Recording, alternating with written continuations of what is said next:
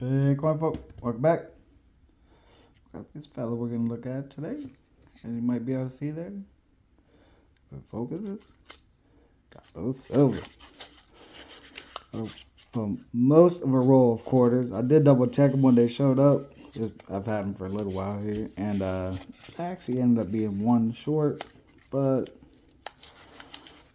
I bought them far enough under melt that I couldn't bring myself to complain.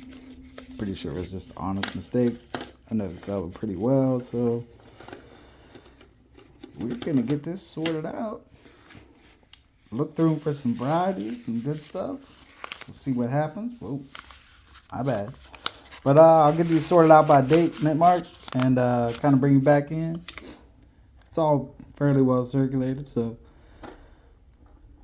But that doesn't mean we can't have some good varieties in there. So let's go see. Well, here we go. All sorted out by date, mint mark. Got a good little variety here. Up in the 40s, we got a 42 Philly, a couple 43s, a couple 44s, one 44 Denver, 45, 46, 47 Denver, a couple 48 Phillies, and one 48 Denver. And down in 50s, got a 51 Philly, 52 Denver, 53 Denvers, a couple of those, 54 Philly, 59 Philly, and a 58 Denver. And then down in the 60s, 160 Philly, few 62 or 60 Denver, I think. Is it Denver? Yeah, Denver. 62 Denvers, 63 Denver, and 64 we got a small little handful of Phillies and a few Denvers. This is probably the best coin out of the bunch. Still in fairly decent shape. So let's hope that one's got some varieties on it. We shall see. But I will be back as soon as we run through some stuff. Find anything super crazy, I'll bring you in for the find. But let's jump in, start up here, and go. Oh, we wrapped up going through our little pile of silver here. Just one minor variety out of the bunch. Probably the most common variety you can find on some silver Washington quarters. We found a Type B reverse. This is just kind of a little chart showing you the differences. Kind of one of the easiest places to pick it up is a little space between the S and the E on states, and also kind of the sharpness and the length of these leaves coming down towards the A there. There's also a little bit of difference there on like the arrow tips and the leaves and that detail. But we got it under the scope here. This is a regular Type A reverse. This one's actually on a Denver, but it doesn't really matter. The reverse is the same. But you can see how the gap there between E and S is pretty small. Come up to the Type B here, and you got a larger gap. And then you can see the leaves are like kind of real defined here, and the tip of that leaf comes up over the arrow tips. And then if you come down here, especially this kind of inner leaf is real kind of mushy, and then doesn't come up over the top of the arrows there. And also, it doesn't really show in that little diagram, whatever we're looking at.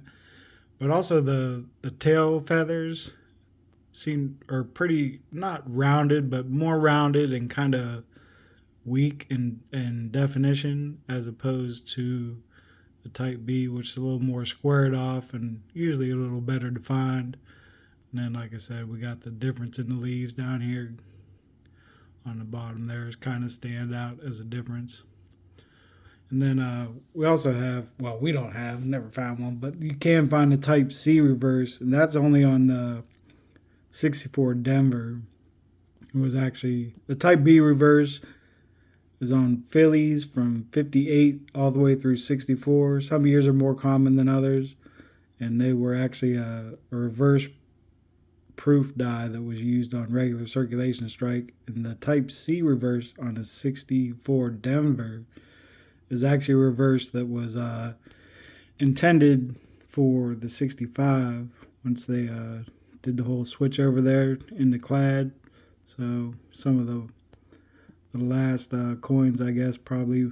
I'm assuming anyway, some of the last out of the 64 Denvers were minted with a die intended for 65, but this is a pretty rare coin and can be quite expensive, a few $100 at least in mint state. So, but we found one Type B reverse out of our little pile, so we'll take it.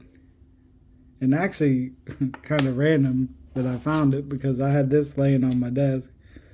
This is a 63 that I got in a giveaway from somebody. I can't even remember who on Whatnot. And it's a nice BU example, and it's actually the Type B reverse. I guess we could throw it under the scope. I might have to adjust my focus just a little bit if I can. I'm going the wrong direction. There we go. A little glare on the plastic there, but you could still see the difference there in that spacing, especially between the E and S. Kind of all the same areas that we looked at, but so anyways, unfortunately we didn't find one this nice in our little pile, but this one was free, so I guess that's pretty good. But anyways, that's it for the hunt, folks. Sorry we didn't have a little more excitement in it, but gotta hunt to find out stuff, and so that's what we did. We found at least a little bit of something, and nothing else. Got a little pile of silver, which has been insane. Today is Friday. What is it? The 20-something, 22nd, I think, 23rd, and we're silvered for the first time. Closed over $100, like $103 and some odd cents. So these little piles of silver add up. So, anyways, I guess I rambled enough. If you haven't already left, I'm sorry. I'm still talking. And I will see you on the next one. Peace.